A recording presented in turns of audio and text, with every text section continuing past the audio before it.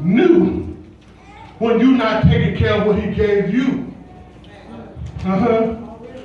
What God had already gave you, we can't take care of what God has. You think because the Buddhists give it to me, the Jehovah's Witness gave it to me, instead of saying what God gave it to me. We want to get up here and give praise to what you done instead of what God done.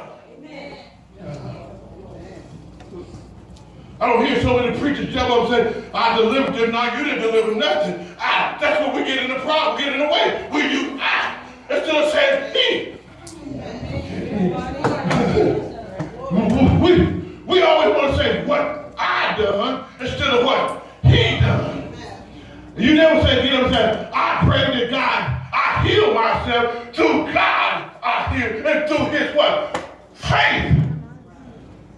Look what he said in Luke 17:6.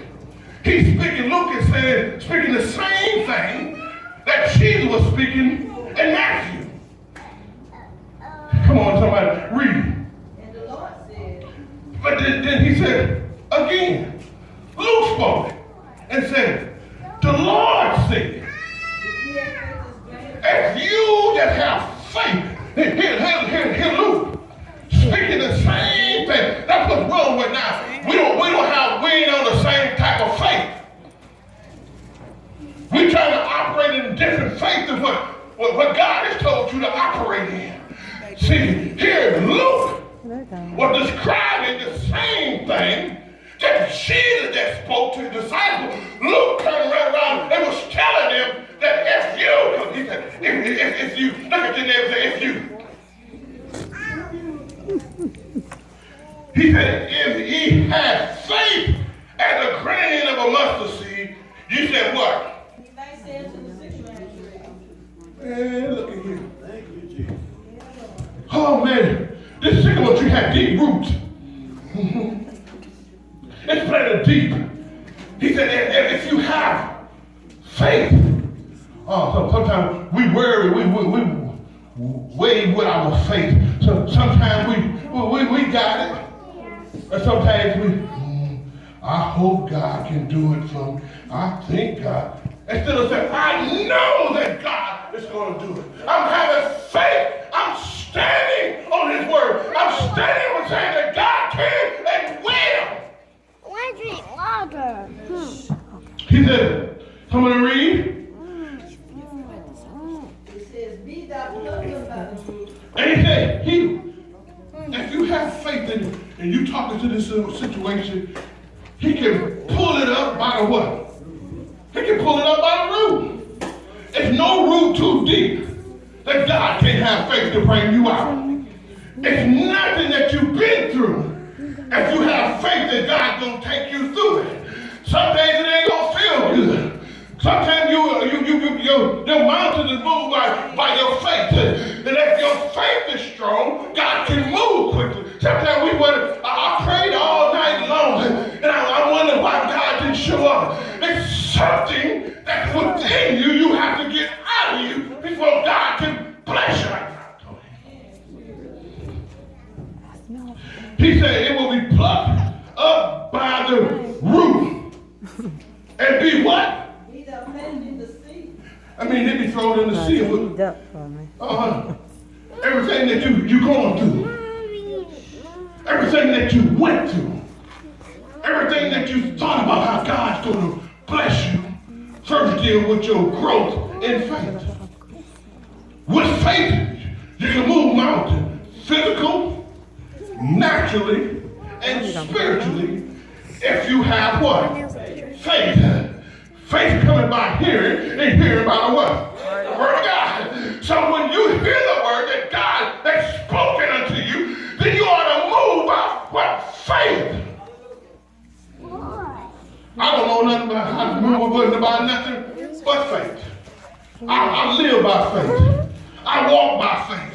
I believe that faith is going to heal. It was by his faith and by the healing of me speaking that I shall be healed, and I'm healed.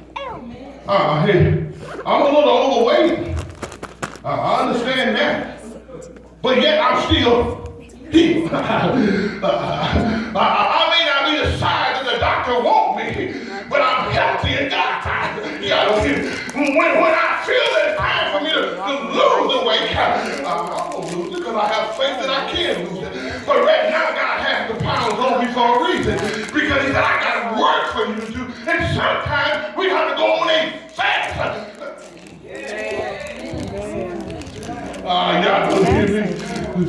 Sometimes we have to go on a fast. Maybe God is preparing this weight for the fast. And once I come off of the fast, then I lose the weight. Y'all don't hear me. Because God had to first prepare the body for the fast. Some of us can't even go 1 hour on a fast. Pastor, I need you to go 3 days fasting. Lord help me.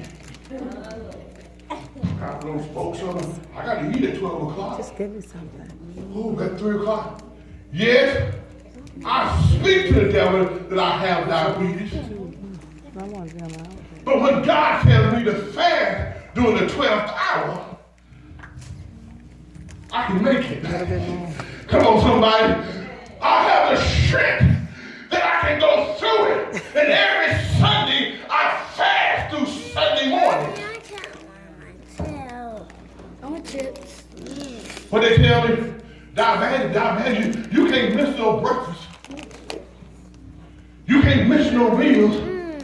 You ain't gonna make it. Your insulin gonna be sky high. Here, I've been doing it for the last 10 years. I get up on Sunday morning fast, don't eat no breakfast. I prepare my body for the spiritually what I'm going to receive when Pastor comes forth.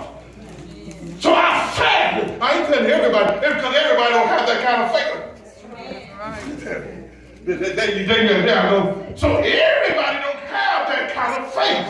See, I have that faith that I can speak to my life. And what's so the enemy trying to attack me with, I speak to those things. That's what the Bible says, speak to those things not as though they was. Turn around in Proverbs. Well, Solomon says, there is death and life in the word. So if there's death and life in the word, that means we got to speak what? We got to speak what? Life. Everybody said, I guess everybody out here want to speak death. Keep on speaking death. Pastor be praying for you next week here. We have to speak life. And when we speak life, we have to speak with faith and authority. You got to speak to those things. I'll take it. That's what he said, read. And it should obey you. And so, it should have what? But I mean, whatever you speak to, it's going to do what? Come what? Whatever you do what? Whatever you speak to, going to do what? Come on, I'm teaching you this morning. I'm telling you, y'all scared to say, if you speak to it, it shall do what? Because there it is, it shall come to what? Pass. See, the enemy got your tongue tied already. You don't want to even speak it. You scared the enemy don't hear you. And when you speak like that, when you mumble and jump, the enemy loves it when you don't speak out. When you don't speak to them situations, when you don't speak to it. Listen here. I heard this preacher once told me, well, you gotta say you don't have these things. I said, no. I speak these things. That way I can have God to deliver me from these things. Come on. Y'all didn't get that, did you? You got to have faith that when you speak to them, yes, you hear me say, yes, they say I'm a diabetic. But God says I'm what? Healed. I'm having faith that God is going to move that mountain. Come on, let me go on. He said, now we're going to speak and talk about having faith in God. Look at your neighbor. You got to have faith in God. Go to Matthew 11, 22 through 24.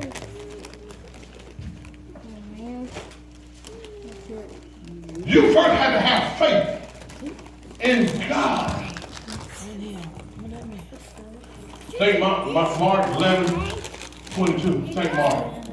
Mark, yes. Mark 11:22. When you got Mark 11th chapter, 22nd verse through the 24th verse. And Jesus answering said unto them, have faith in God. Hold right there. Did I say that? Jesus. What Jesus said? Have faith in God. Have faith in line. God. Have faith in Sister Thomas. He said, have faith in Brother Sister Sonia. He said, have faith in God. Exclamation point. Period. Stop. Why do we look for faith anywhere else? But here Jesus was speaking to his disciples. And his disciples, they still weren't where he wanted them. But he was speaking to them and telling them that before you can do the things that I'm doing, you first have to have faith in God. There's nothing I can't move in this church that I don't have faith in my pastor. Come on, y'all don't hear me. So I first got to have faith in Apostle Chaplain that he's going to lead me and guide me in the right way. And if I don't have faith in him, then I should not be with him. Come on. Oh, y'all going to make somebody mad here. But he said, have faith in God. Come on and read. But listen here, this is what I'm saying to you right now. He ain't talking about tomorrow. He said, I'm talking to you right now. Drop my phone. But who? Here's Mark. Jesus spoke it. Oh, then he turn around. Luke said it. Because they believed in what Jesus was teaching. When Luke said it, now we find that who was speaking the same gospel that Jesus said? Mark is speaking the same gospel. Not no other gospel, but the same gospel that Jesus taught them. That who shall believe? That's what he said. And he said, speak to us, say unto this mountain, be what? Be thou removed. Oh my And be God. thou cast into the sea, and shall not doubt in his heart. Oh, damn. Here comes our faith fails. That doubt. Come just like doubting Thomas. We doubting what God's going to do for us. God don't told you, hey, look at here, if you stay fasting and praying in my name and do what I say, I told you to go in 3 days, I will release your blessing. Oh, I'm praying for the new house, and I'm praying for my finances. But sometimes we get almost to our breakthrough, and we give up. Sometimes we be just inches away from breaking through what God has for us, but we get right on the urge where we almost broke through. We stop and give up. Then we begin to have doubt. Well, God, I know God spoke to me. He told me in 3 days I shall receive my blessing. But what happened is we get up to 2 minutes before our breakthrough because you feel that you don't wait too long. I don't wait too long. I don't fast too long. I'm hungry now. I'm just going to give up. Then where doubt comes into your heart. And when doubt comes in, blessings stop. Oh, yeah, did you get that? Amen. When doubt in your heart, and as pastor, let me use for example. When I came here, me and my wife we just got through arguing before we left the house. But Apostle, I was sitting on that same row, ready, second row there. I said, if this be, y'all hear me? I already had doubt. I said, if this be a man of God, he will call me out. Pastor was just starting to know me that way. He said, that brother right there, come here. Then I know God was moving. So I came and stood right here. I was halfway, almost going back into dealing drugs because, I didn't have no job. I was living with my brother-in-law. Didn't have no money. And the first thing I kept thinking about, hey, I come out of just selling drugs. I can go back in the same lifestyle. Because I was living a wonderful life. I had money that I could do whatever I want, whatever I shall do. And my wife didn't have to want for nothing. But she never asked where I was getting the money from. But she sure spent that money. Oh, man. Man, she bought new furniture, new this, new that. She didn't ask where it was coming. But she knows she was being blessed with it.